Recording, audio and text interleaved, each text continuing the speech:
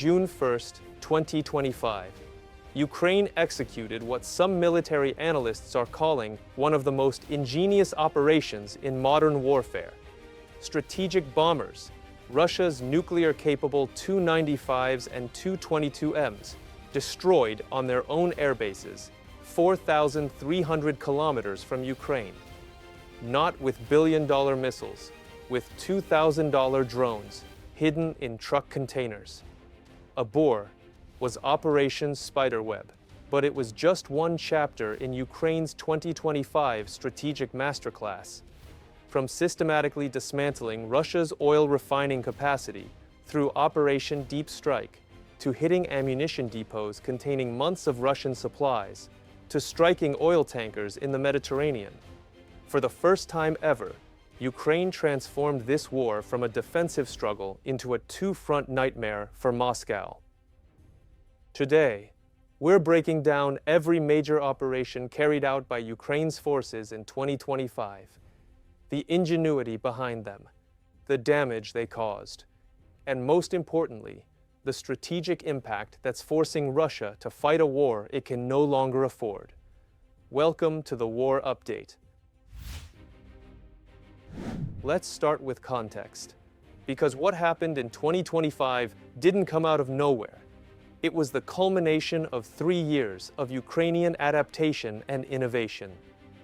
For the first 2 years of this war, Ukraine fought defensively. Western restrictions meant long-range weapons couldn't target Russian territory. Moscow exploited this brutally, parking strategic bombers 600 kilometers from Ukraine, storing ammunition in impenetrable fortresses, refining fuel comfortably out of reach. But 2025 changed everything. 3 factors converged. First, Ukrainian domestic drone production reached maturity. Drones capable of flying 1,000 to 2,000 kilometers with meaningful payloads. Second, gradual lifting of Western restrictions on targeting. Not complete, but enough. Third, Ukrainian intelligence and special operations reaching unprecedented sophistication. The result? Ukraine stopped just defending its cities and started systematically dismantling Russia's ability to attack them. They turned Russia's geographic depth from an advantage into a liability. This wasn't random destruction. This was strategic warfare, hitting Russia where it hurts most: the wallet, the logistics, and the psychology of invincibility. Let us show you how they did it. June 1st, 2025, a date that will be studied in military academies for decades.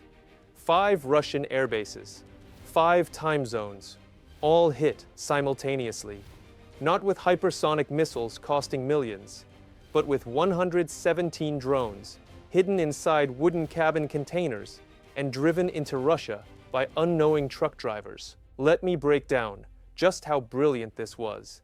The Ukrainian Security Service spent 18 months planning this. They smuggled drone parts into Russia, assembled over 100 drones in a warehouse in Chelyabinsk, 150 kilometers from the Kazakhstan border, hid them in compartments under the roofs of mobile wooden cabins, the kind routinely transported across Russia. Then, they hired Russian truck drivers, legitimate freight companies. The drivers had no idea they were transporting Ukraine's most sophisticated strike operation. Each truck drove to within a few kilometers of its target airbase. When they stopped, remotely, the roofs lifted, the drones launched. Using AI-assisted targeting trained on Tu-22 bombers in a Ukrainian aviation museum, each drone pilot, operating from Ukraine, guided their drone to vulnerable points like fuel tanks and radar domes.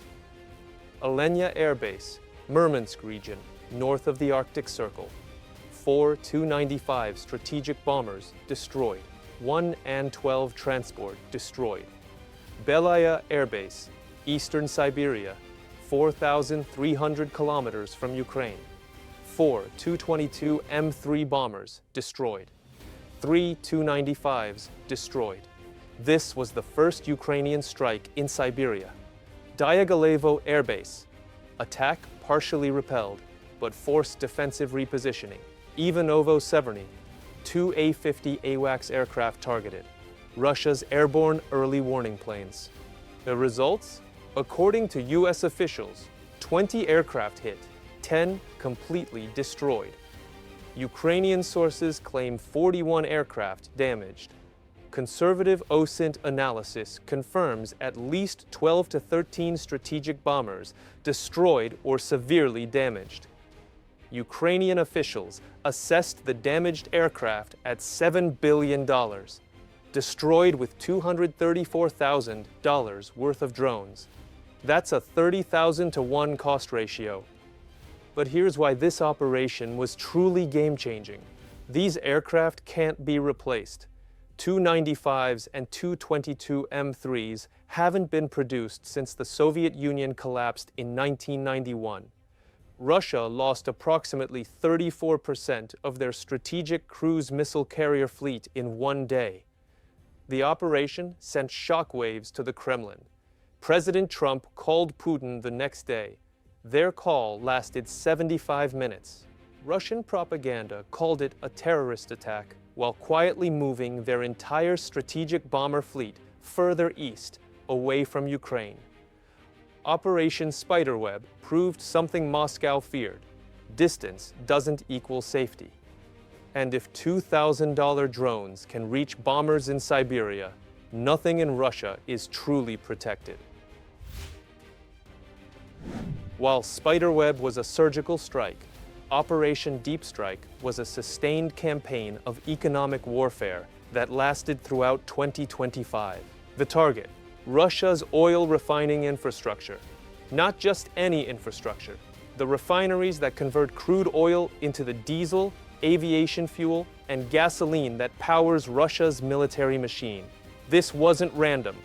This was calculated economic strangulation.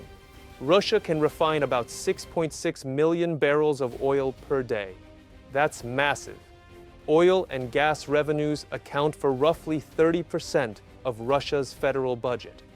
Choke that, and you choke the entire war effort. Throughout 2025, Ukrainian long-range drones, many domestically produced and flying over 1,000 kilometers, systematically hit refineries from the Black Sea to the Urals. Ryazan Refinery, one of Russia's largest, repeatedly struck. Main refining unit disabled in November, taking out nearly half its 17 million ton annual capacity. Novoshakhtinsk, first refinery struck with British Storm Shadow missiles in December, completely knocked offline for months. A Fipsky plant near Krasnodar, annual capacity 9.1 million tons. Hit multiple times. Tuapse and Ilsky, Black Sea facilities critical for naval operations, both struck repeatedly. Volgograd, Saratov, Novokuibashevsk, all hit multiple times. Some struck every 3 weeks like clockwork. Here's what the campaign achieved. 75 confirmed strikes on refineries and fuel depots throughout 2025. Majority of Russian refineries damaged. Record 24 attacks in December alone, the most intensive month of the entire campaign. Up to 20% of refining capacity knocked offline at peak between August-October. According to Bloomberg, Reuters, and energy analysts, Russian refining fell to a 12-year low, $4 billion to $6 billion in lost export revenue, $2 to $3 billion in repair costs. Russia forced to ban gasoline exports and import refined products, an oil exporter importing fuel. The International Energy Agency reported Russia's oil revenues in August 2025 fell to one of the lowest levels since the war began. By September, Russia faced a fuel shortage of 400,000 tons, 20% of national demand. 1 in 50 gas stations shut down. Fuel prices rose over 10%. Crimea imposed limits of 30 liters per person.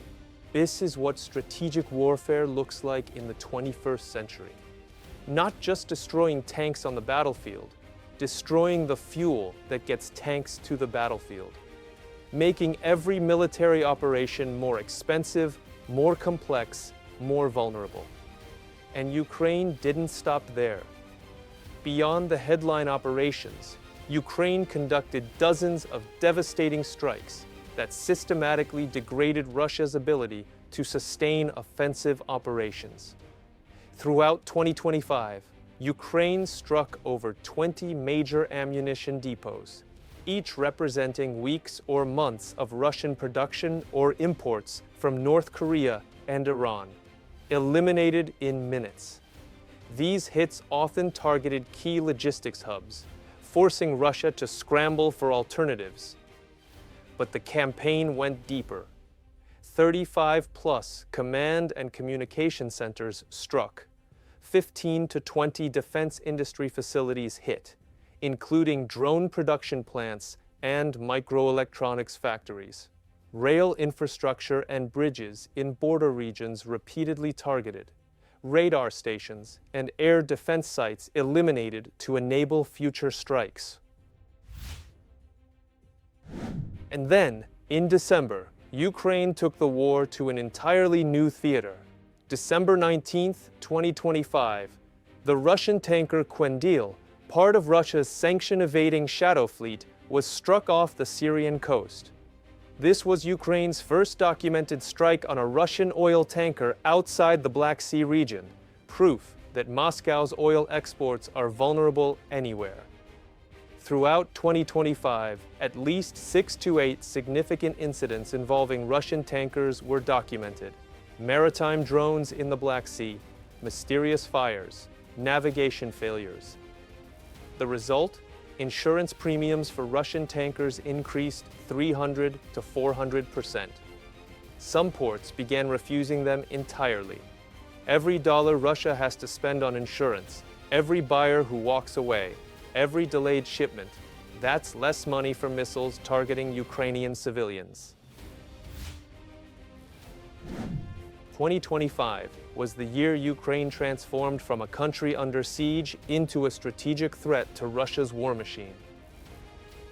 From Operation Spiderweb's surgical precision, destroying strategic bombers with drones launched from trucks, to Operation Deep Strike's economic strangulation, systematically dismantling refineries and choking Russia's budget, to ammunition depot strikes, eliminating months of supplies in single nights, Ukraine proved that innovation beats raw power.